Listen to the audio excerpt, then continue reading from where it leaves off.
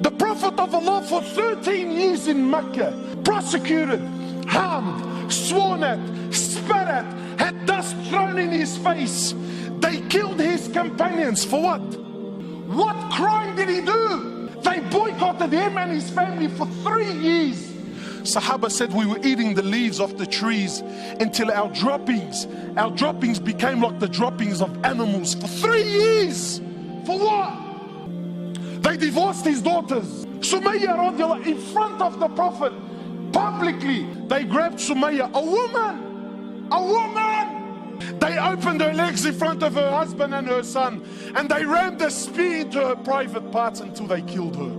They exiled him from his land, Mecca, exiled him for 18 months in Medina. 18 months he was crying. Why? Because he was missing the Kaaba so much. They stabbed his pregnant daughter. As a result, she lost her child. 8 or 6, a few months later, she ended up dying in Medina. His uncle Hamza, they cut his nose off, they cut his ears off, they ripped his liver out. Hind took a bite from his liver and spat it on the floor. Sahaba said when the Prophet of Allah seen Hamza, we never seen him cry like he cried when he seen his uncle Hamza. In narrations, he prayed janazah for his uncle 70 times. So much hurt and so much pain.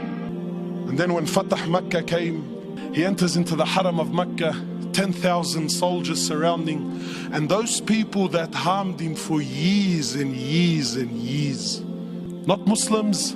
So he looks at them and he says to them, and what do you think I will do with you today? What do you think I will do today?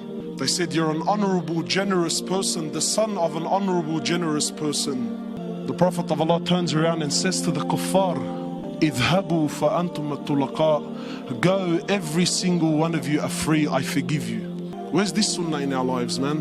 Where's this deen?